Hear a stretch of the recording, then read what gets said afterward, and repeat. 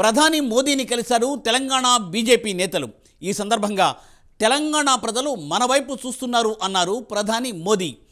ఏడాదిలోనే కాంగ్రెస్ ప్రభుత్వంపై వ్యతిరేకత వచ్చిందన్నారు ఆయన. మీరందరూ కలిసి పనిచేస్తే మనదే అధికారం అంటూ హితబోధ కూడా చేశారు మోదీ. ఇకనైనా తెలంగాణ బీజేపీ నేతలు యూనిటీగా ఉంటారా? మోదీ చెప్పినట్లు రాబోయే రోజులు భారతీయ జనతా పార్టీవేనా? ఇప్పటికే వర్గాలుగా విడిపోయిన రాష్ట్ర బీజేపీ నేతలకు మోదీ హితబోధ ఎంతవరకు పనిచేయనుంది? ఈ స్టోరీలో చూద్దాం.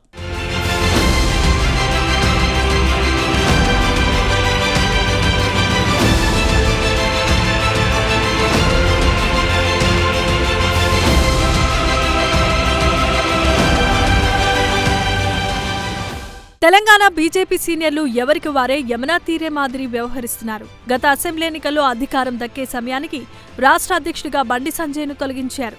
ఆ పొరపాటుతో చాలా మూల్యం చెల్లించుకుంది బీజేపీ.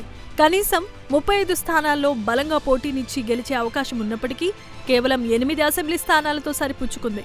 తర్వాత జరిగిన లోక్సభ ఎన్నికల్లో మెరుగుపడి 8 లోక్సభ స్థానాలను కైవసం చేసుకుంది.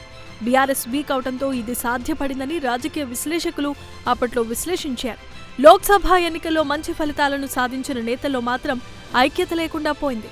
చాలాసార్లు పార్టీ జాతీయ నేతలు రాష్ట్రానికి వచ్చి నేతలంతా ఏకతాటిపై ఉండాల్సిందిగా సూచనలు కూడా చేశారు. అయినప్పటికీ హైడ్రా, మూసీ పునర్జీవంపై ఎంపీలు తలో మాట మాట్లాడారు.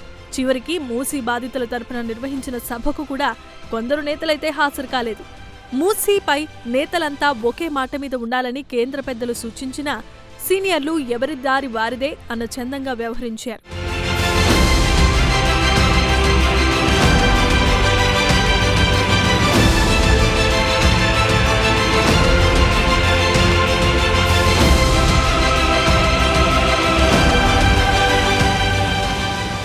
ఈ క్రమంలో తాజాగా బీజేపీ నేతలు ఢిల్లీ వెళ్లి ప్రధాని మోదీని కలిశారు. ఈ సందర్భంగా మోదీ చేసిన కీలకమైన వ్యాఖ్యలు ఇప్పుడు హాట్ టాపిక్గా మారాయి.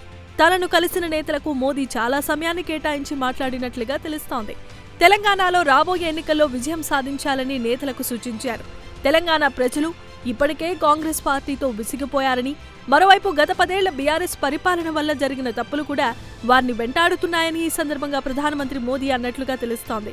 దీనికి సంబంధించి మోదీ తన ఎక్స్ ఖాతాలో కీలకమైన అంశాలను ప్రస్తావించారు. రాష్ట్రంలో మా పార్టీ ఉనికి వేగంగా విస్తరిస్తోంది. తెలంగాణ ప్రజలు ఇప్పటికే కాంగ్రెస్ తో విసిగిపోయారు. అంతేకాక బీఆర్ఎస్ పరిపాలన వల్ల కలిగిన భయంకరమైన జ్ఞాపకాలతో బ్రతుకుతున్నారు. ఎంతో ఆశతో బీజేపీ వైపు చూస్తున్నారు. కాంగ్రెస్, బీఆర్ఎస్ల ప్రజా వ్యతిరేక విధానాలకు వ్యతిరేకంగా భాజపా తన స్వరాన్ని గట్టిగానే వినిపిస్తూనే ఉంటుంది. మా కార్యకర్తలు మా అభివృద్ధి ఎజెండాను వివరిస్తూనే ఉంటారు అని ప్రధాని మోదీ పేర్కొన్నారు.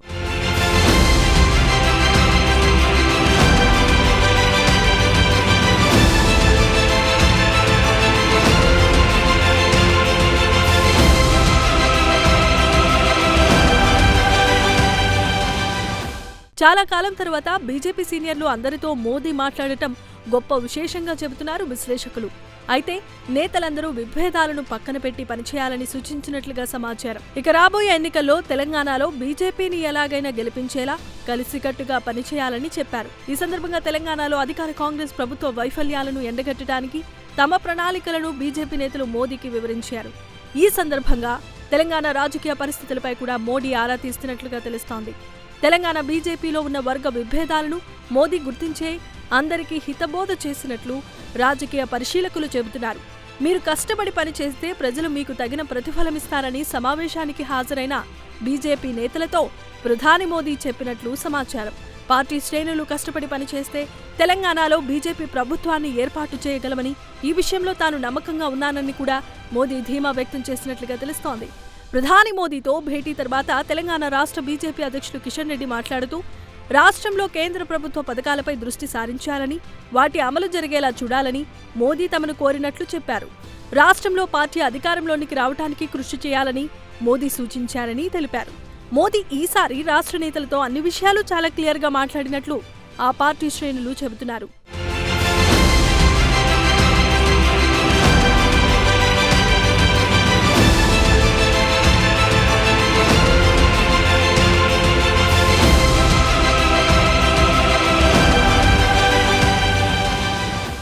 బీజేపీ అస్సాం, ఒడిశా, త్రిపుర మాదిరి తెలంగాణలో కూడా అధికారంలోకి రావాలని తహతహలాడుతోంది. కానీ ఇక్కడ నేతల్లో ఉన్న వర్గ విభేదాల వల్ల అధికారానికి దూరం అవుతున్నారని పార్టీ పెద్దలు గమనించినట్లు తెలుస్తోంది. అందుకే స్వయంగా మోదీనే రంగంలోనికి దిగి దీనిపై దృష్టి సారించినట్లు తెలుస్తోంది. టార్గెట్ తెలంగాణను మోదీ సెట్ చేశారని దీని ద్వారా అర్థమవుతోందని రాజకీయ పరిశీలకులు చెబుతున్నారు. వాస్తవంగా బెంగాల్, ఒడిశా, అస్సాం కన్నా తెలంగాణలో బీజేపీయే బలంగా ఉండేది. ఉమ్మడి ఆంధ్రప్రదేశ్గా కొనసాగినప్పుడు కూడా బీజేపీ తెలంగాణ ప్రాంతంలో బలంగా ఉండేది. పెద్ద పేరున్న నేతలు పార్టీలో ఉండేవారు.